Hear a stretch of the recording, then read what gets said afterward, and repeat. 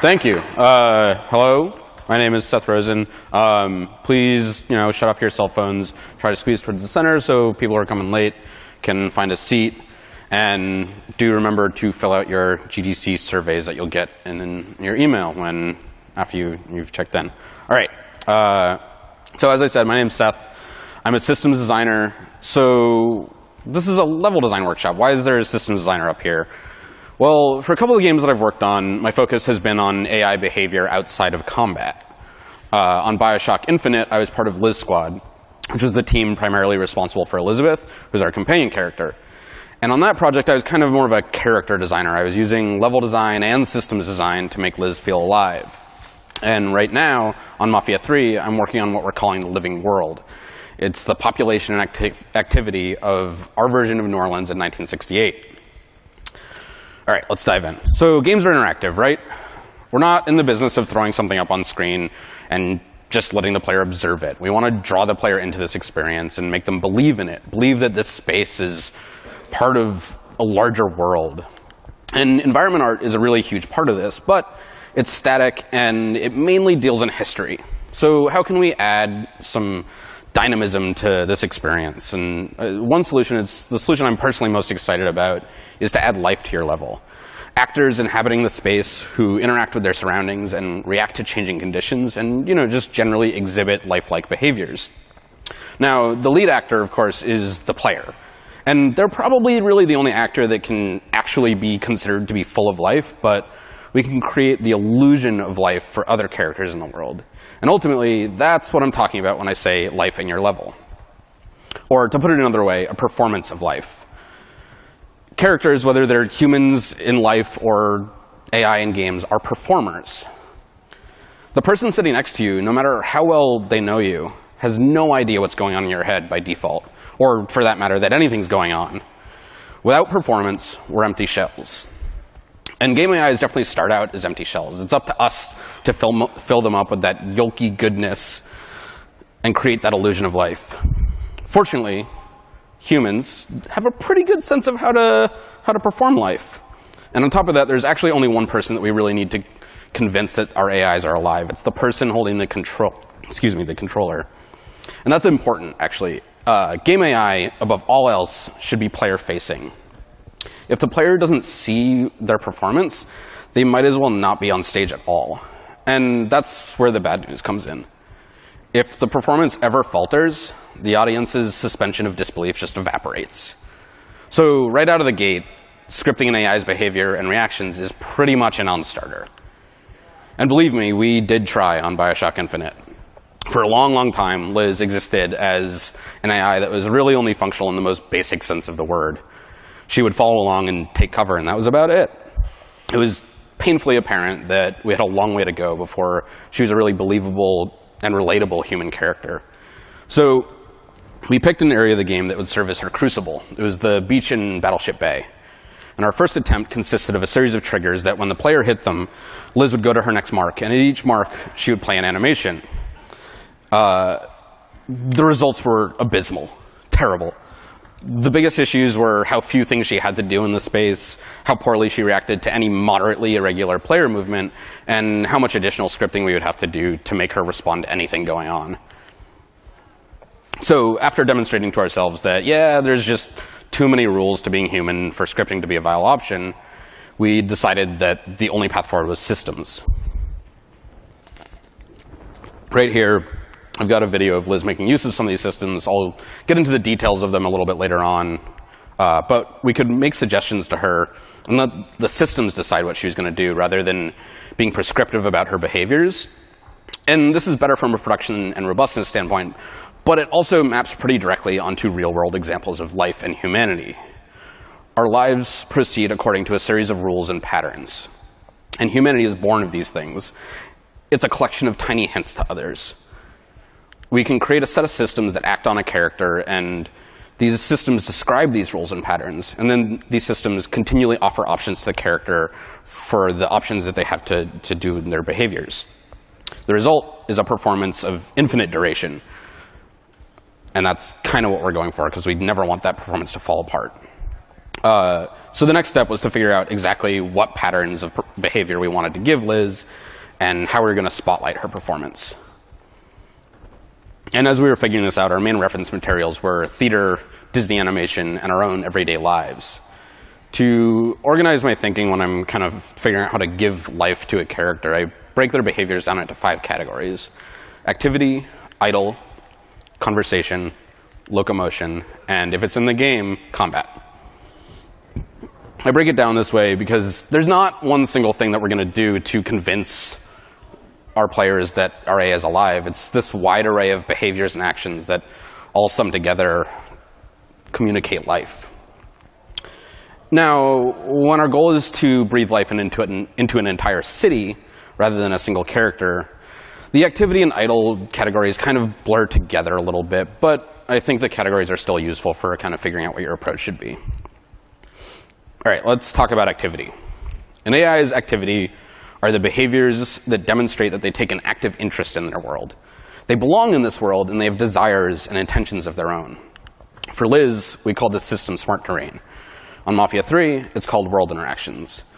But it's basically the same thing in both cases, and it's probably something you may have encountered in your own work. They're smart objects that are basically a big ball of data, animation, code, art assets, sound effects, VO, and visual effects. They're game objects that have instructions for the character and conditions for use. OK, let's look at a few examples of Liz's capital A activity. Let's do a show of hands. For those of you who've played BioShock Infinite, who remembers when, after waking up on the beach, you find Liz dancing on the pier, and she invites you to join her? Most people. So that was scripted. 100% of players who got that far saw that moment. Now, who remembers Liz trying to pick up a medicine ball or skipping stones on the beach? Way fewer. And that's actually what we want. These were entirely systemic, but they feel almost scripted. They have VO, and you probably only saw them once. They're high-priority smart terrains, and they have long cooldowns, and they're either placed on the critical path or have pickups near them to entice the player to walk over there. OK, last example. Who remembers Liz making shadow puppets in the lamplight in Soldier's Field? Even fewer. Great. Again, this is entirely systemic, but it's a little bit off the beaten path and lower in priority. And these are all great little moments, but ultimately they're fleeting. So how can we keep Liz engaged over longer periods of time? Well, we just cover the levels in these smart objects. And then we let the systems decide how to strike a balance between active and idle. This is a video that shows the smart terrain placement in a level of BioShock Infinite. All the green meshes and diamonds are smart terrains. So wait a second. We're just going to saturate our levels with smart terrain and let Liz decide what's going to happen? Yes.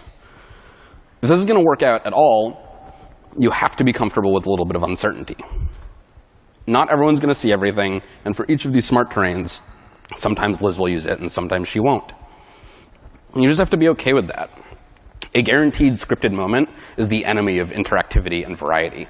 And those are the things that are really going to prop up an AI's illusion of life. That doesn't mean that every single action the AI makes has to be left up to the system, but overall, it will be a more convincing performance if the majority of it is.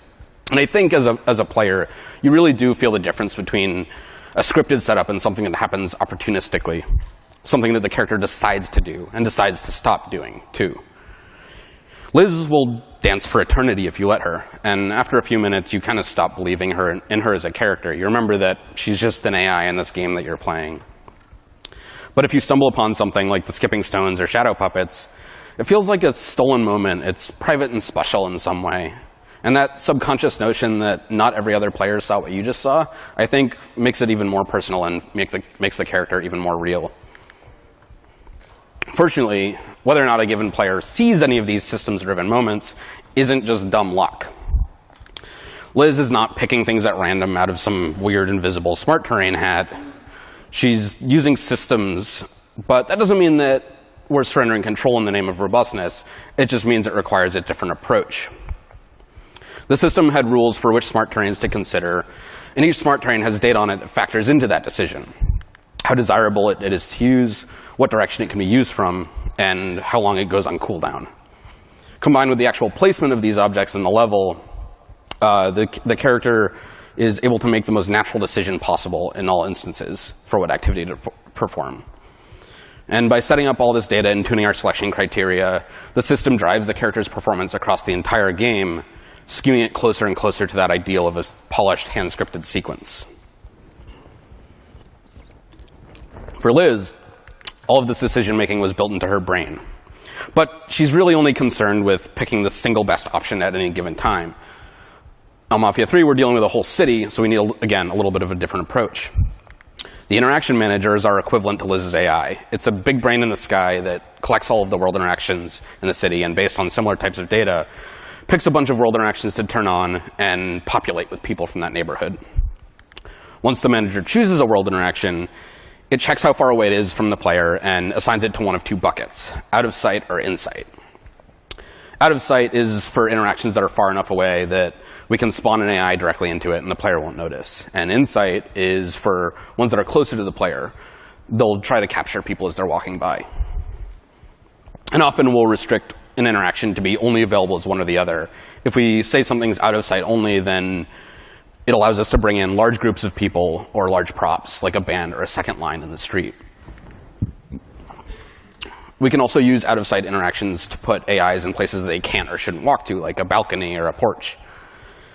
On the other hand, when we limit something to being in-sight only, it gives the player a chance to actually see this moment before it's complete. This is for things like buying drugs, or, well, trying anyhow. The manager load balances the relative density of out-of-sight and in-sight interactions, making sure that there's always some of each happening in a given space. The out-of-sight interactions ensure that when the player gets there, there's already some level of activity happening there. You never get that moment of, oh, the player's here. Quick, everyone do something. So then the in-sight interactions, again, give that player that opportunity to actually observe people acting with intentionality. And behind the scenes, the manager is running timers in the background, periodically telling people to move along, so that we see more intentionality and get new slots open for the interactions to fill with new AIs doing new things. Because, you know, if you arrived at a location and nothing changed around you after standing there for 20 minutes, all the people around you would start to feel like animatronics. Disney rides deal with this by forcing you to move out of the scene and into the next one. But with the player in control of the camera and their movement, we don't have that luxury. So instead, we have the manager systemically create a changing scene around you. Unless, of course, we need a static scene for gameplay reasons. Unfortunately, we found out that just having all of these activities available isn't quite sufficient. If Liz reacts to seeing a songbird toy, it doesn't do anything to make her feel alive if the player doesn't see it. Staring at a wall. It may as well not have happened. Our AIs, again, are performing. They need to be on stage, and for games, that means in the camera frustum. But we don't want to grab control of the camera just to make sure that they see these moments. So how can we encourage the player to notice these actions that the character is taking? Well, we make them noisy. When Liz spots something exciting to her or for the player to pick up, she'll call it out. And when she sits on a bench, she sighs with relief. And this can be applied to open worlds too. Like in Mafia 3, you hear a protest leader's VO ring out above the din of the city. And when we hear a sound, we just naturally want to turn and investigate the source. But worst case, if for some reason the player doesn't do that, we're adding some life to the soundscape. All right, let's talk about idle. Idle behaviors are not terribly sexy, but oh my god, they are important. When an AI is idle is probably when they're at the highest risk of not feeling present in the world. And if those quiet moments don't work, there's just no sense in bothering with the splashier stuff. So we need our AIs to stay present by constantly implying that there's something going on inside of their head. They can examine their surroundings, find a place to rest, fidget, or just generally exhibit their internal state with their body language. By saturating our levels with smart terrains, we are able to ensure that Liz never has to go too far to find something to occupy herself. And when she does decide to go and sit on a bench or lean on a railing, she'll look at the thing that she's moving towards. Because when you're intent on something, you look at it. It's just a reflex for humans. But we have to remember to build little things like this into our AI's behavior, because those are the things that make them feel alive. And when she's not using Smart Terrain, Liz has a look tracker system that kind of kicks in and keeps her present. She will survey the space and pick an object to look at. And the system boils down to a pretty simple guiding principle. What do humans look at and why? And for that matter, what does Liz specifically look at and why? Like so many other human behaviors, this principle can be described by a set of rules.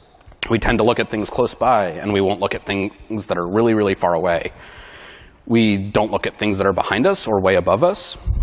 We do look at other people, especially if they're talking, but we won't stare at them. We look at things that make us feel something. And unless it's totally fixating, we tend to not keep looking at the same thing over and over again or for a very long time. So with these rules in mind, we decided that we would make these look at markers and place them all over the levels and attach them to characters and sound effects as well. Each marker, the eyeballs you see covering this painting here of Lady Comstock, had two bounding boxes, one that described what part of the object Liz could look at, and one that described the area that she had to be inside of to be able to look at it. In addition, it had three important pieces of data. How interesting it is, so that's both how high a priority it is to look at and how long it should hold her attention for, how long the cooldown lasts, and how she should feel while looking at it, happy, sad, angry, etc. So by covering this painting with all these eyeballs, we're basically telling Liz, hey, you should be pretty fixated on this thing. So in addition to emoting when she's looking at stuff, Liz actually had a full body emotion system that would allow us to change her animations and body language based on the narrative events as you progress through the game.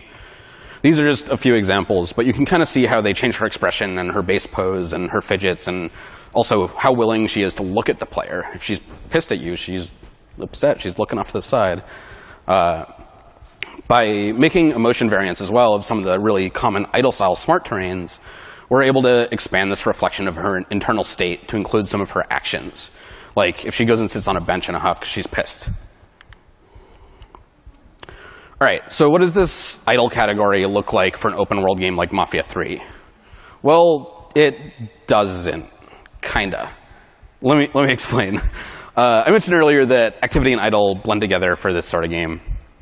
I just don't really find that it's worth drawing the distinction between activity and idle for the characters in an open world game. It's not that we don't want characters doing idle behaviors, it's that you're not spending enough time with these characters to really see the difference. If you were to take a horizontal slice of Liz's behavior across the entire game of BioShock Infinite, that's basically what we want our city to look like at any moment. So active, idle, whatever.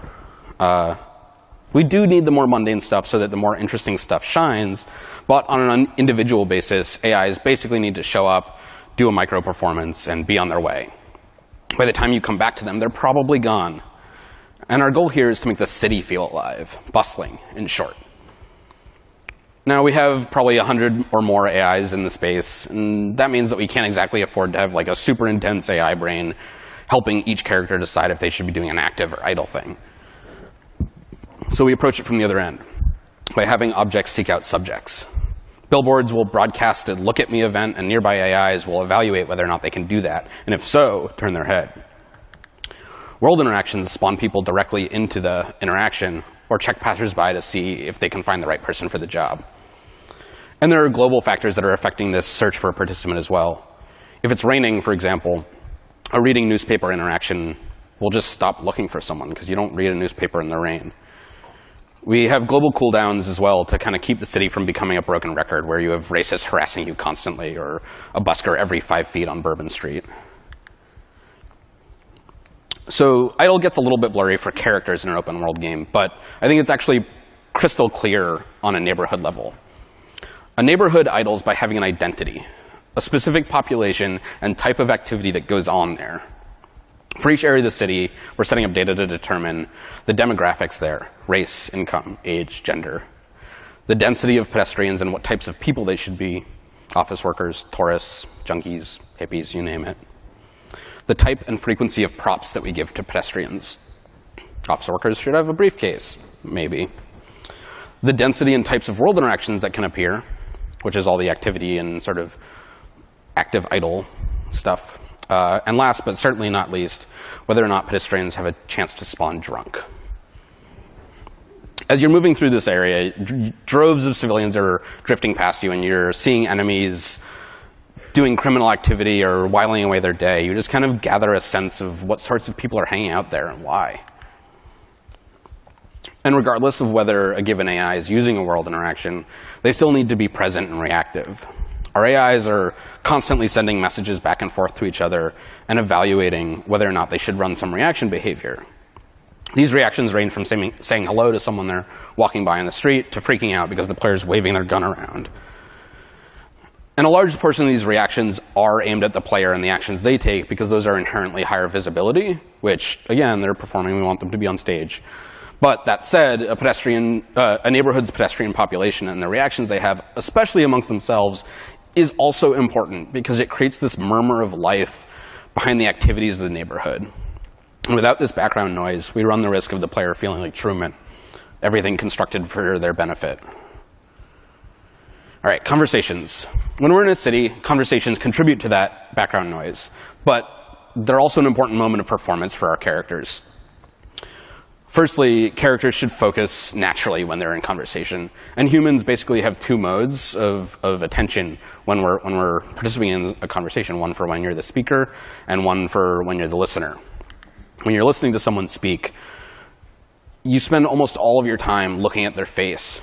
You only let your eyes dart away briefly and every so often so that the intensity of your gaze doesn't become awkward. Your intent focus communicates that you're engaged in listening to their words. But when you're the speaker, you actually spend most of your time not looking at the other person. You look near them or past them, but you'll only periodically actually look at their faces to kind of clue them in, yeah, I'm still listening. I'm still talking to you. Or sorry, still where they're listening and that you're still speaking to them. So besides getting their attention right, we want to make sure that their movements are synced up with their VO. And the best solution on both projects has been to give the characters a very neutral base pose and then tag the VO with animation. It's faster and more flexible than full animation, and these gesture animations are also opportunistic, so they can drop away if a higher priority animation needs to play. If the character needs to start moving, the gestures fall away and the head tracking remains. Show goes on. For open world games like Mafia III, there's actually one more piece of conversations that we really need to be worried about, and that's the content of those conversations. Variety here is key. If you hear the same dialogue over and over and over again, the whole city plunges into the uncanny valley.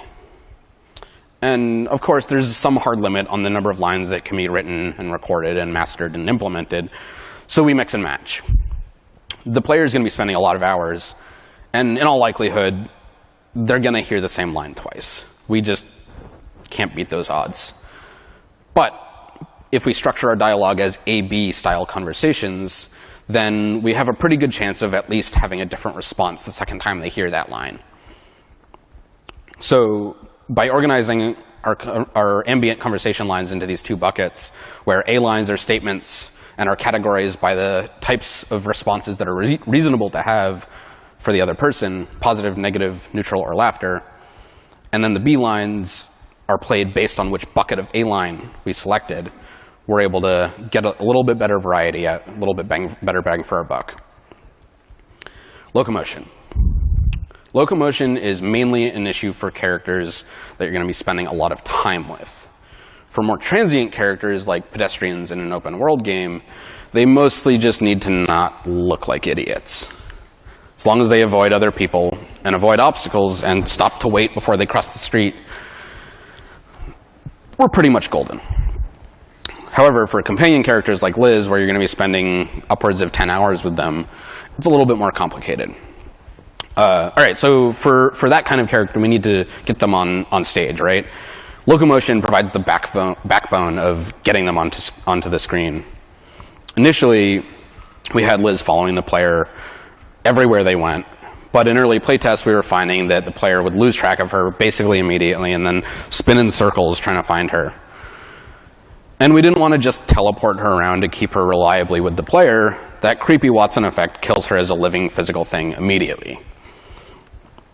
We would still teleport her if she got super behind, but it was kind of a panic button. So instead, we figured out how to get her out in front of the player. And you'll see that system here in this video. Our solution was to calculate a golden path between the player's current position and their goal.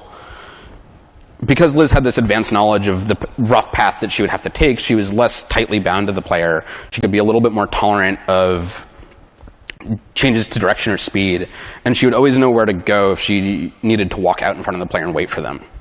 We called this approach her goal side behavior and found that in addition to keeping her on screen really effectively, it turned her into an implicit quest arrow, which was a nice side effect. But more than that, the goal side behavior allowed us to pick really good candidate smart terrains for her performances. And as you can see in this video, if a smart terrain is close to Liz or it falls inside of that cone, then we can be reasonably sure that the player is going to see her use it. Now, smart terrains outside of that cone could still be used, especially if they're high priority, but we're trying not to distract her too much from her efforts to stay goal side, because that's priority one. Because the player is facing forward, they're generally going to be moving towards their goal. And at worst, if the player is speeding along and Liz can't stop and use a smart terrain, she'll stay alive by looking around at the various lookout markers in the space. All right, this final section is probably also the most familiar to a lot of you, combat. And there's a ton to talk about with combat AI, but I'm short on time, and there are definitely AI programmers who could do a better job. So I'll just talk briefly about non-combatants like Liz. At first, we were also trying to keep her on screen during combat. She would run through the line of fire just to take exposed cover. She just seemed completely unaware of what was going on around her. Quickly, though, we realized that during the fight, the player doesn't really care about where Liz is. They're way more interested in putting bullets into their enemies. So we changed her behavior to just kind of get her safely out of the way above all else. That doesn't mean she's off the hook, though. The danger is real for the player, and she should reflect that. The way that we got her to kind of reflect this sense of danger was she would sort of peek out from cover periodically, flinch if gunshots landed nearby, and if her position got compromised, she would leave it and run with her hands covering her head, trying to protect herself. She also had a few functional combat behaviors. She would call out dangerous enemies and toss ammo and health to the player at critical moments. She had your back. And better yet, we were actually finding that players would invent stories about what Liz was doing when she was off screen. She was scouring the battlefield and finding resources just to help them out. Never mind that she wasn't doing any of that. Her performance was overall convincing enough that people were augmenting it of their own volition. Exactly what we want. And the final piece of Liz's combat performance actually comes after combat is over. We were finding during development that the combats were lasting long enough that all of her smart terrain cooldowns finished, and she would just pop out of her cover pose and saunter over to some smart terrain, totally not fazed by the carnage she just experienced. So to address this, we created a special emotion we called after combat emotion. It would make her a little bit somber and prevent her from using smart terrains for a little while. Much, much better. All right, quick recap. If a world without AIs is a dead world, then so too is a world with AIs that don't convince you of their humanity. And humanity is not a declaration. It's a collection of hints taken in aggregate that make it apparent to others that we're alive. To figure out what these hints should be, observe your daily life. Notice the ways that your attention falls as you're in conversation or looking around your room. Notice the way that you move with purpose towards your goal, that you always find something to do, even when you're doing nothing at all. And each of these individual behaviors, whether they're in action, in idle, in conversation, in locomotion, or in combat, can be described by systems. And these systems communicate to the player through body language, vocalizations, and a strict adherence to the laws of physics. The player develops a sense that they're surrounded by living things. These are the systems that are the heart of your life and your level, and they never stop. If an AI's performance ever falters, they die in that moment. Always be performing. All right, that's it. Thanks, everyone, for coming.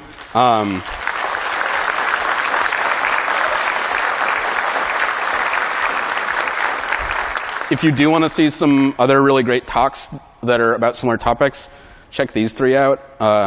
Really, they're all about an hour long. They're really solid. And thanks to John Abercrombie and Sean Robertson, to the guys up there, for sending me their old Liz videos. Have a great GDC.